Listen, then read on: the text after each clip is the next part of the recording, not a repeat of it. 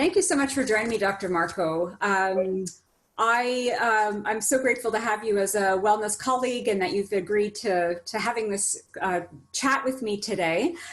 So for those of you that are joining us, this is Dr. Marco Caravaggio. He's a pediatric and family chiropractor. And the conversation today will be dealing with respect to stress, especially the tense stress that we may be feeling today, the fact that we're sitting longer hours perhaps at our desk. And in conversation with a number of people and also with myself, I'm feeling a bit more tension with my shoulders, a little bit more with my back. And obviously it's due to stress, but also a lot of sitting. So I'm inviting Dr. Marco to give us some tips, maybe some tricks on how we can deal with this stress in our bodies and in our daily life. Sure. Can you tell us a little bit about your background and a little bit about some stress tips? Okay, so background, I'm Canadian born, and I went to the Canadian Memorial Chiropractic College and I graduated there in 1994. And then I actually went on a big trip and I went over to Italy and practiced in Italy for about 20 years.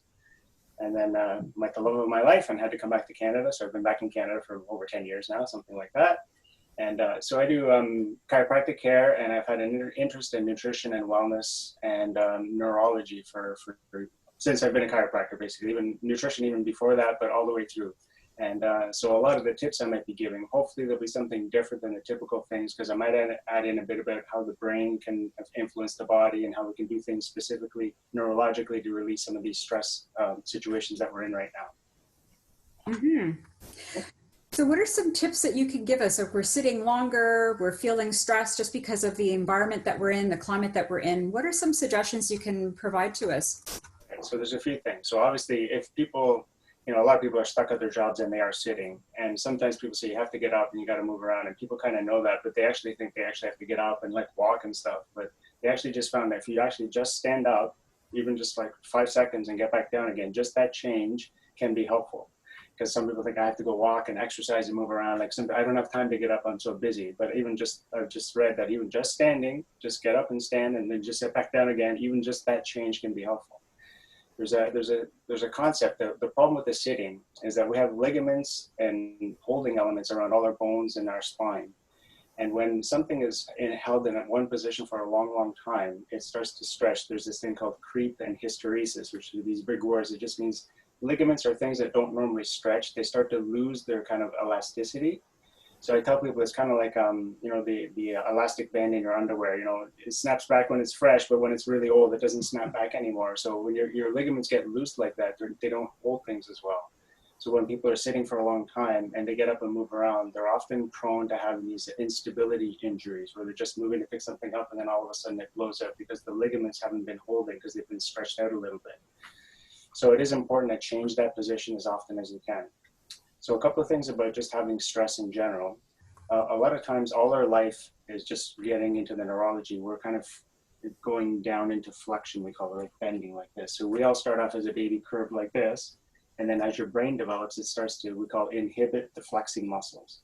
So that way you can start to extend your body and become upright. So that's when the brain gets healthier, we become upright. And part of that is the eyes diverging. So a lot of our work is making our eyes converge. So we're looking at our screen, everything is really close to us here. And that convergence has a tendency to decrease that inhibition or the blocking of the flexing muscles. So they start to become more dominant. And then we're all tense back here because we've become flexed in our society again. So we need to do some things that can reestablish extension. So even if you can't necessarily get up and move around, just changing your eye position can be helpful. So if you're lucky enough to be sitting at a job or at a desk that has like a window, you can do a little exercise where you can put your thumb in front of you at arm's distance. So you look at your thumb here, but then you choose an object that's like as far away as you can look, really in the distance. And then you look at that object. So your eyes will be close here, and then to look at that far object. And just the fact that they diverge helps your body and your neurology get into the extension mode again. Because when we're looking and hunting, we're up like this, and that's upright. We're looking in the distance for prey, that kind of thing. So when our eyes diverge, it helps to get that extension into our body. So if you're at a desk for a long, long time, get up, find an object that's in the distance, look at your thumb first, look at the object, and just go back and forth like that. So you're exercising the divergence of your eyes. That's one thing that'll help some of the neurology.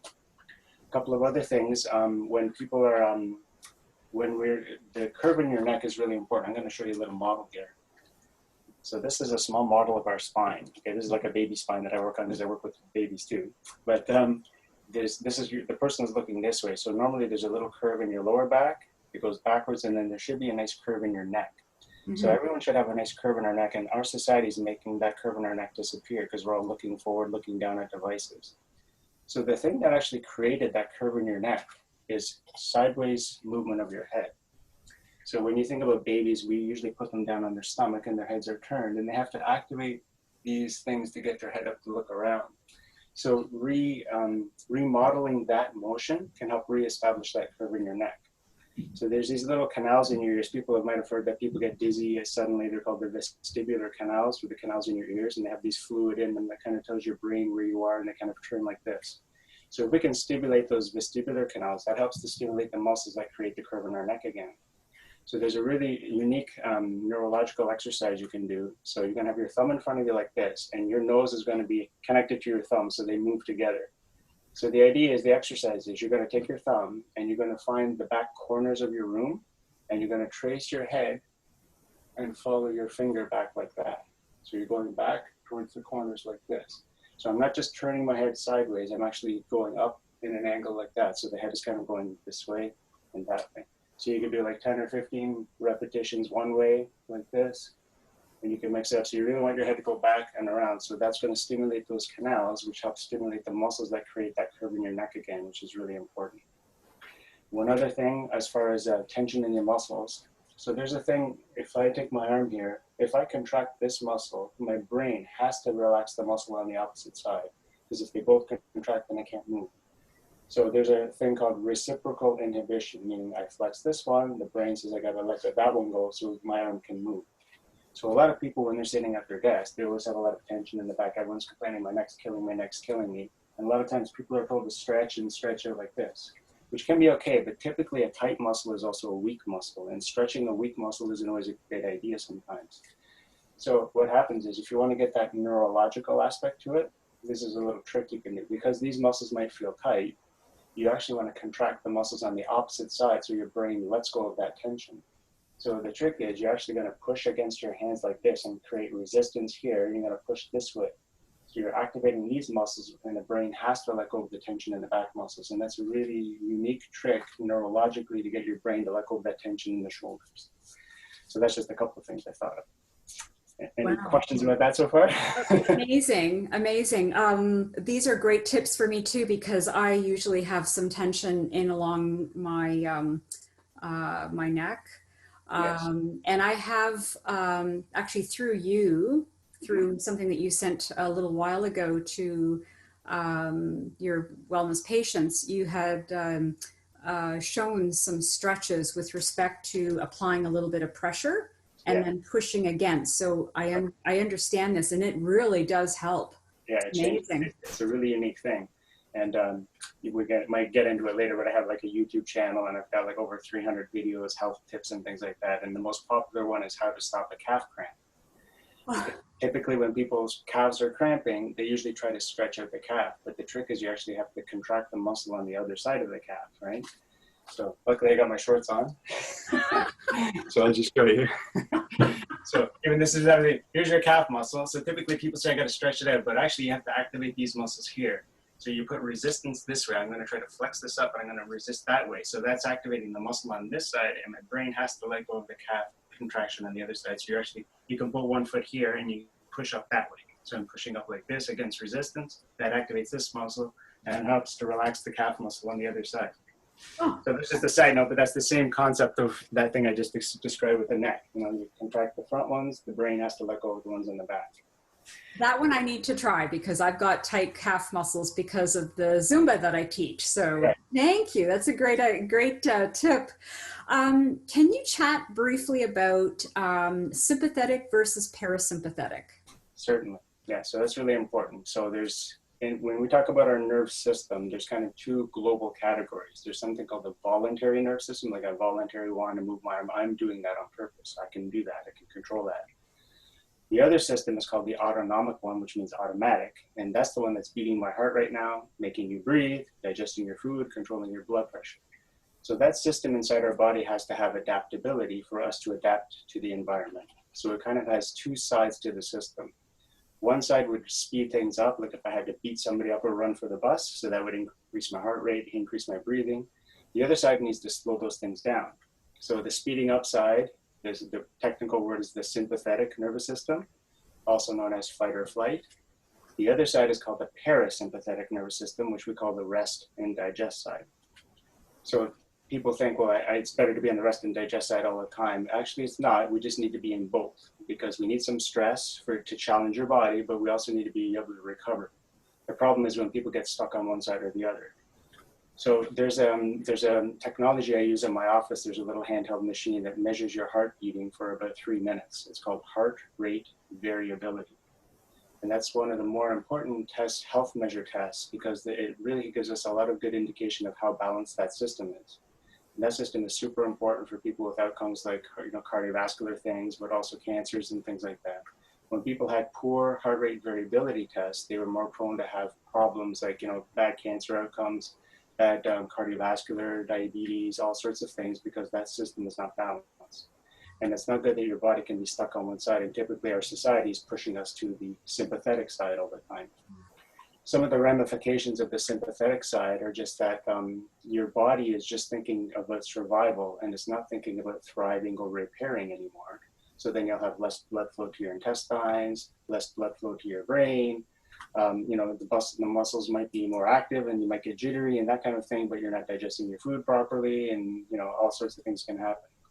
So a couple of things to help get us out of that situation is just changing your breathing pattern.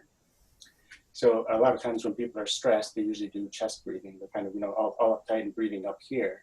And as soon as if you switch it down and go down to your diaphragm, which is down lower here, so you do your belly breathing. Okay, so belly breathing is a really good way of kind of going back to where we were when we were a little baby. You put a baby on their back and you see that belly going up and down. So just kind of stimulating that sort of belly breathing. So I always tell people, put one hand on your chest, one hand on your belly. And if you're doing good belly breathing, only the bottom hand should move, the top one shouldn't, because most people kind of breathe like this, but it actually should be more like this. So you can get into a lot of different breathing timing and patterns and things like, breathing in, breathing out for 2 or 3 or 4 times longer than you're breathing in. So just controlling that exhalation. There's something called square breathing, where you breathe in for 4 seconds, hold it for 4 seconds, breathe out for 4 seconds, pause again, and then breathe in again. So just very deliberate, controlled breathing. Some other things, there's a big nerve that comes out of your brain called the vagus nerve. Vagus is vagabondo in Italian, means the wanderer. So it's the kind of nerve that will go down and control all the different organs, your heart, your lungs, your kidneys, your intestines, and all different sorts of things. Some things that will stimulate your vagus nerve are a cold exposure, like having cold water splashing on your face or on your chest. Gargling really vigorously can help the vagus nerve. The breathing patterns, massage, yoga, these are some other things you can do. And we've also found that getting chiropractic care is very helpful for stimulating the brain and stimulating the vagus nerve as well, especially the type of chiropractic care, the light touch one that I do called network spinal care that you mentioned.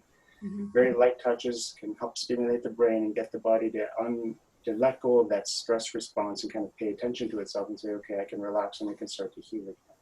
Mm-hmm. So those are some of the things there you can do for that. And I know for myself, I didn't realize that I was unconsciously in the sympathetic mode all the time. Yes. Until I got tested. Mm-hmm. and then realized, wow, I had been living, I don't know how many years in the sympathetic fight or flight. Correct. And it was a period of time of care and also breathing and a lot of different techniques that helped. And I know I have a bit more to go. Yes, for sure. We all do. So, thank you so much for joining me. Now, if someone who's listening to this recording wishes to reach out to you, how would they get in contact with you? What, phone number, email, spelling of your name, clinic? Okay, so my name is Marco Caravaggio. So the last name is C-A-R-A, V as in Victor, A-G-G-I-O, Caravaggio, like the Italian artist. The clinic is called Network Family Care Center. So right now with the quarantine, we're kind of closed, but we're only seeing emergency patients. But the center is spelled BR, the American way, Network Family Care Center. To find my stuff, I made like a hub site that has a lot of connections to the different websites I have. If you spell out the word doctor, Marco, and then DC, like Doctor of Chiropractic, drmarcodc.com. On that site there, you can have a link to my YouTube channel, you can have a link to my website, to my blog, and all the different things. So that's a way to connect. And then on my office website, you can find the email and the phone number, which is 905-477-8900. That's the number for the office. And you're located at 404 in Steeles in Markham. 404 in Steeles and Markham, really convenient to all the highway and all the different routes and connections. It's a very convenient place. Thank you so much for your time. I really appreciate this opportunity to learn these different stress techniques. Very, very powerful. Thank you. It was a pleasure having you. Thanks. Bye-bye. Bye.